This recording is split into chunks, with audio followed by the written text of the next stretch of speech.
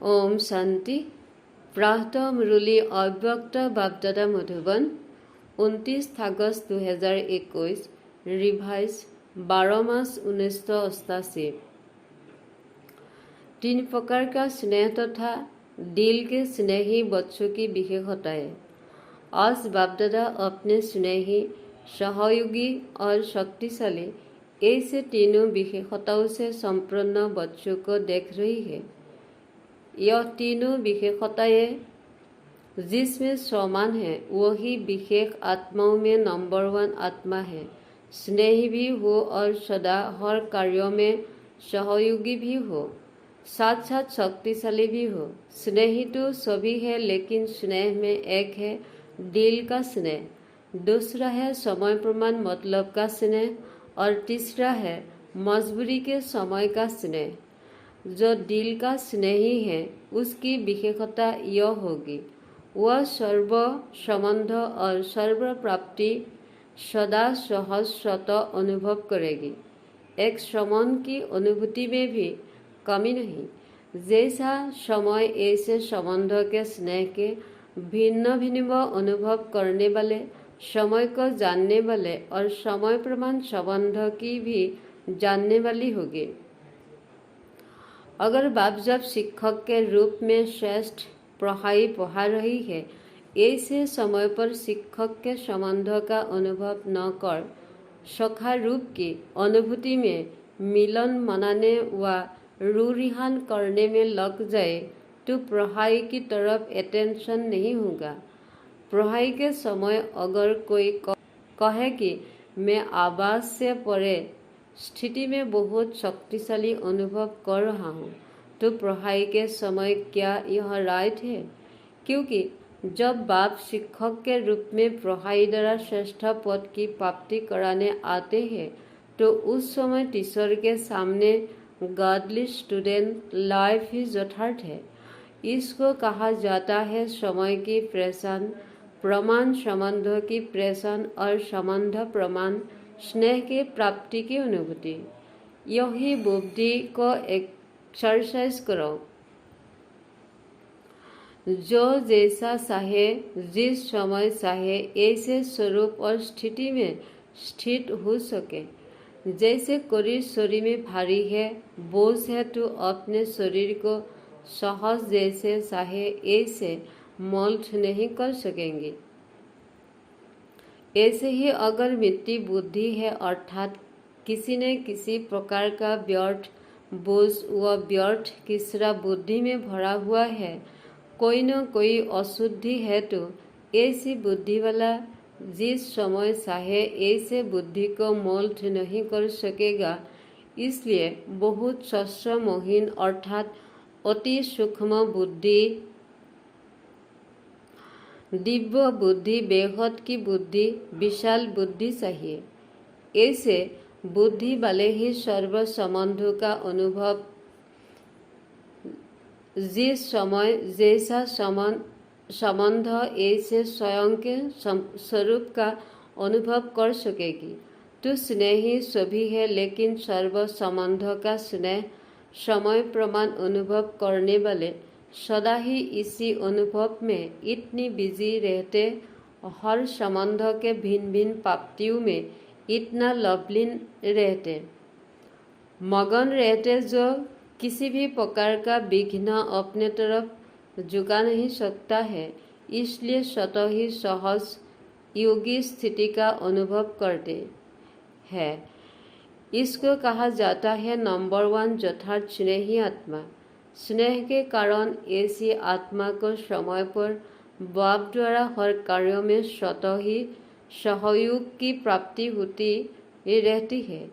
इस कारण स्नेह अखंड, अटल, असल, अविनाशी अनुभव होता है। समझा? यह है नंबर 1 स्नेही की विशेषता। दूसरे तीसरे का वर्णन करने की तो आवश्यकता ही नहीं, क्योंकि सब अच्छी तरह से जानते हो। तो बापदादा ऐसे स्नेही बच्चों को देख रही थे। आदि से अब तक स्नेह एक रस रहा है, वह समय प्रमाण, समस्या प्रमाण व ब्राह्मण आत्माओं के संपर्क प्रमाण बदलता रहता है, इसमें भी फर्क पड़ जाता है ना। आज स्नेह का सुनाया, फिर सहयोग और शक्तिशाली तीनों विशेषता वाली आत्मा का महत्व सुनाएगी। तीनों ही जरूरी है। आप सब तो ऐसे स्नेही है ना, प्रैक्टिस है ना, जब जहाँ बुद्धि को स्थित करने चाहो ऐसे कर सकते हो ना। कंट्रोलिंग पावर है ना, रूलिंग पावर तब आती है जब पहले कंट्रोलिंग पावर हो, और जो स्वयं को ही कंट्रोल नहीं कर सकता वह राज्य को क्या कंट्रोल करेगा। इसलिए स्वयं को कंट्रोल में चलाने की शक्ति का अभ्यास अभी से चाहिए, तभी राज्य अधिकारी बनेगी। समझा।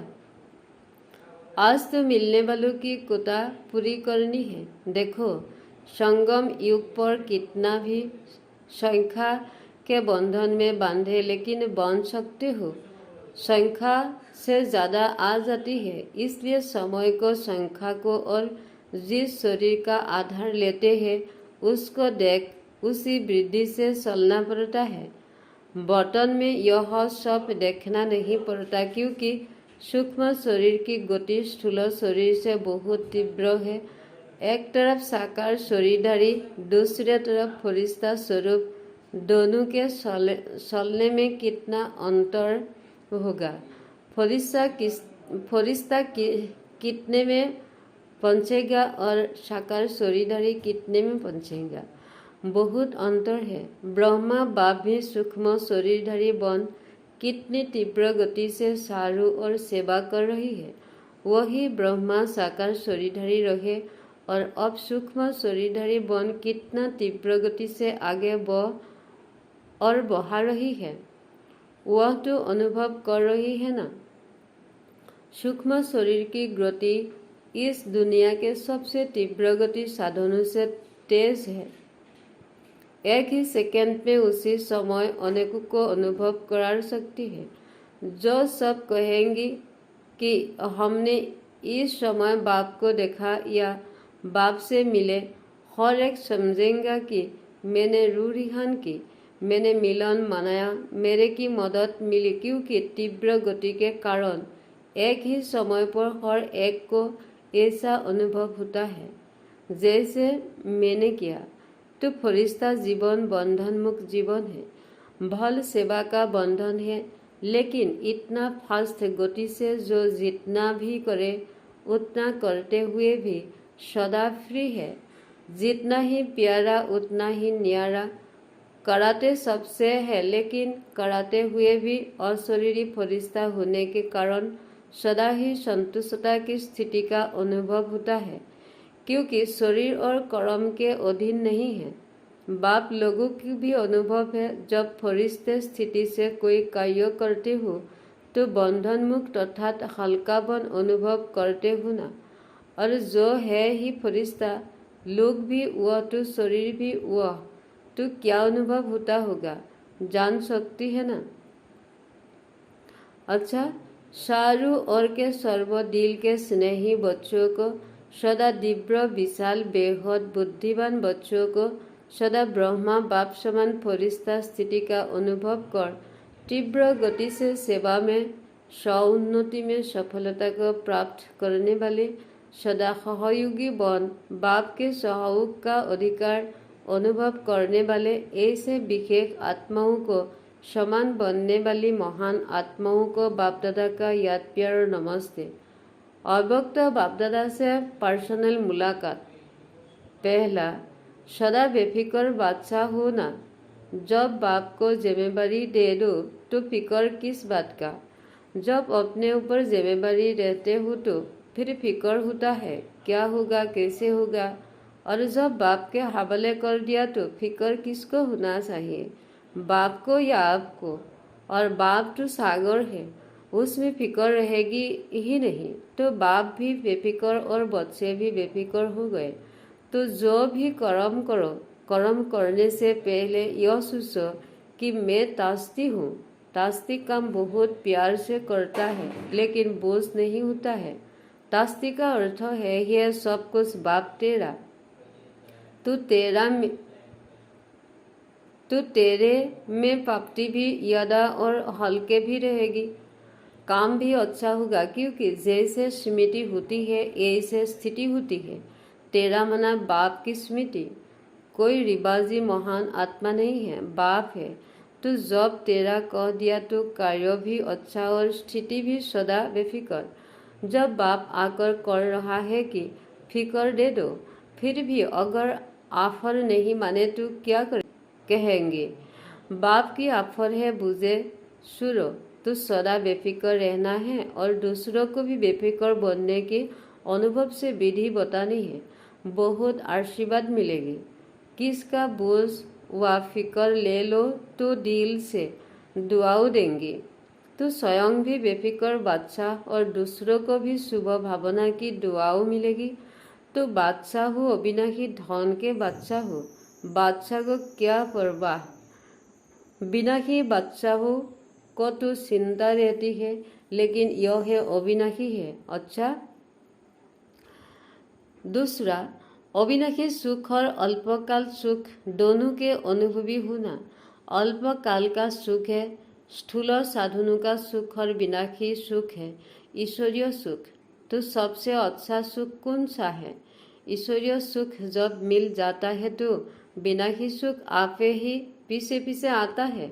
जैसे कोई धूप में चलता है तो उसके पीछे पीछे पच्छाया आपे ही आती है, और अगर कोई पच्छाया के पीछे जाए तो कुछ नहीं मिलेगा। तो जो ईश्वरीय सुख के तरफ जाता है उसके पीछे पीछे अल्पकाल का सुख स्वतः ही पच्छाया की तरफ आता रहेगा। मेहनत नहीं करनी पड़ेगी। जैसे कहते हैं जहाँ परमार्थ होता है वहाँ व्यवहार स्वतः सिद्ध हो जाता है। ऐसे ईश्वरीय सुख है परमार्थ और विनाशी सुख है व्यवहार। तो परमार्थ के आगे व्यवहार आपे ही आता है। तो सदा इसी अनुभव में रहना जिससे दोनों मिल जाए, नहीं तो एक मिलेगा और वह भी विनाशी होगा। कभी मिलेगा कभी नहीं मिलेगा, क्योंकि चीज ही विनाशी है, उससे मिलेगा ही क्या। जब ईश्वरीय सुख मिल जाता है तो सदा सुखी बन जाते हैं। दुख का नाम बिना निशान नहीं रहता। ईश्वरीय सुख मिला माना सब कुछ मिला, कोई अप्राप्ति नहीं रहती। अविनाशी सुख में रहने वाला विनाशी चीजों को न्यारा होकर यूज करेगा, फंसेगा नहीं। अच्छा, तीसरा, सदा अपने को कल्प पहले वाले विजयी पांडव समझते हो। जब भी पांडवों को के यादगार चित्त देखते हो तो ऐसे लगता है कि यह हमारा यादगार है। तो पांडव अर्थात सदा मजबूत रहने वाले, इसलिए पांडवों के शरीर लंबे शेरे दिखाती है, कभी कमजोर नहीं दिखाते। आत्मा बहादुर है, शक्तिशाली है, उसके बदले में शरीर शक्तिशाली दिखाई है। पांडवों को विजय प्रसिद्ध है। कौरव अक्षणीय होती है भी हार गई और पांडव पास होते भी जीत गई। क्यों विजयी बने? क्योंकि पांडव के साथ बाप है। पांडव शक्तिशाली है, आध्यात्मिक शक्ति है, इसीलिए अक्षणीय कौरवों को शक्ति अनेकों आगे कुछ भी नहीं है। ऐसे होना, कोई भी सामने आए, माया किस भी रूप में आए तो भी वह हार खाकर जाए, जीत न सके। इसको कहते हैं विजयी पांडव। माताएं भी पांडव सेना है तो ना, या घर में रहने वाली हो। जो कमजोर होता है वह घर में छुपाता है। बहादुर मैदान में आता है तो कहाँ रहती हो? मैदान में आ घर में। तो सदा इस नशे में आगे बहते रहो कि हम पांडव सेना के विजयी पांडव है। चौथा, अपने को बेहद के निमित्त सेवाधारी समझते हो। बेहद के सेवाधारी अर्थात किसी भी में पौन के व मेरेपन की हद में आने वाले नहीं।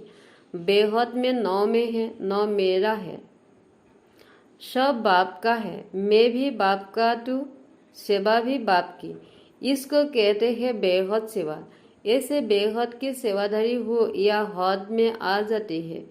बेहद के सेवाधारी बेहद का राज्य प्राप्त करते हैं। सदा बेहद बाप, बेहद सेवा और बेहद राज्य भाग्य, यही सीमित में रखो तो बेहद की खुशी रहेगी। हद में खुशी गायब हो जाती है, बेहद में सदा खुशी रहेगा। अच्छा, विदाई के समय अभी तो सेवा के प्लान बहुत अच्छे बनाई है। सेवा भी वास्तव में उन्नति का साधन है। अगर सेवा को सेवा की रीति से करे तो सेवा लिफ्ट देती है आगे बढ़ाने की। सेफ प्लान बुद्धि बनकर प्लान बनाए, जरा भी कुछ यहाँ वहाँ का मिक्स न हो। जैसे कोई बढ़िया चीज बना कर रखो और यहाँ वहाँ की हवा से कुछ खिसरा पड़ जाए तो क्या हो जाएगा? तो संभाल कर रखते हैं ना, तो यहाँ वहाँ का कुछ भी मिक्स नहीं हो जाए। ऐसे सेवा के प्लान अच्छे बनाते हो। सेवा में मेहनत नहीं लगती, खुशी होती है क्योंकि लगन से करते हैं। उमंग उत्साह भी अच्छा रखते हैं। बाप दादा सेवा का उमंग देख कर के सुख भी होती है। सिर्फ मिक्स न हो तो जितने समय में सेवा हुई है उसमें 4 गुना हो सकती है। प्लेन बुद्धि फास्ट गति की सेवा को प्रत्यक्ष दिखाएंगे। अभी फिर भी सोचना पड़ता है ना कि यह करे यह न करे, यह तो नहीं होगा वह तो नहीं होगा, लेकिन सब एक बुद्धि हो जाए। जिसने किया वह अच्छा, जो किया वह अच्छा, यह बात पक्का हो जाए तो तीव्र गति की सेवा आरंभ हो जाए। ऐसे पहले से सेवा की गति तीव्र हो रही है, बढ़ रही है, सफलता भी मिल रही है। लेकिन अभी के हिसाब से, विश्व को आत्माओं का संदेश देने के हिसाब से तो अभी कोने तक पहुंची है। कहाँ 500 करोड़ आत्माएं और कहाँ संदेश पहुंचना होगा तो 1 करोड़ 2 करोड़ तक। बाकी कितने पड़े हैं? हाँ, यह राजधानी के नज़दीक वाले पहुंच गई है, लेकिन चाहिए तो सब। वर्षा तो सबको देना है, चाहे मुक्ति दो चाहे जीवन मुक्ति दो, लेकिन देना तो सबको है। एक भी बाप का बच्चा वंचित तो नहीं रह जाए। कैसे भी बाप के वर्ष के अधिकारी तो बनना ही है, चाहे किसी भी विधि से संदेश सुने। इसके लिए चाहिए तीव्र गति। यह भी समय आ रहा है, होते जाएगी। अभी धीरे धीरे सभी धर्म वाले अपनी बातों में मौल्ट हो रही है। पहले कतर रहती है, अभी मौल्ट हो रही है। चाहे क्रिश्चियन है चाहे मुस्लिम है, लेकिन भारत की फिलॉसफी को अंदर से रिगार्ड देने हैं, क्योंकि भारत की फिलॉसफी में सब प्रकार की रमणीकता है। ऐसे और धर्म में नहीं है। कहानियों की रीति से, ड्रामा के रीति से भारत की फिलॉसफी का जिस प्रकार से वर्णन करते हैं, ऐसे और धर्म में कहा भी नहीं है। इसलिए जो एकदम कट्टर है वह भी अंदर अंदर समझते हैं कि भारत की फिलॉसफी, उसमें भी आदि सनातन फिलॉसफी कम नहीं है। वह भी दिन आ जाएगा जो सब कहेगी कि अगर फिलॉसफी है तो आदि सनातन धर्म की है। हिंदू शब्द में बिगड़ते हैं, लेकिन आदि सनातन धर्म की रिगार्ड देंगी। गॉड एक है तो धर्म भी एक है, हम सबका धर्म भी एक है। यह धीरे धीरे आत्मा के धर्म की तरफ आकर्षित होते जाएगी। अच्छा, वरदान मनन शक्ति द्वारा वेद के वेद को समाप्त करने वाले सदा शक्तिशाली भव। आत्मा पर वेद का ही वेद है। वेद संकल्प, वेद वाणी, वेद कर्म, इसमें आत्मा भारी हो जाती है। अब इस वेद को खत्म करो। इस वेद को समाप्त करने के लिए सदा सेवा में बिजी रहो। मनन शक्ति को बढ़ाओ। मनन शक्ति से आत्मा शक्तिशाली बन जाएगी। जैसे भोजन हजम करने से खून बनता है, फिर वह शक्ति का काम करता है, ऐसे मनन करने से आत्मा की शक्ति बढ़ती है। स्लोगन: जो अपने स्वभाव को सरल बना लेती है, उनका समय व्यर्थ नहीं जाता। ओम शांति। टी।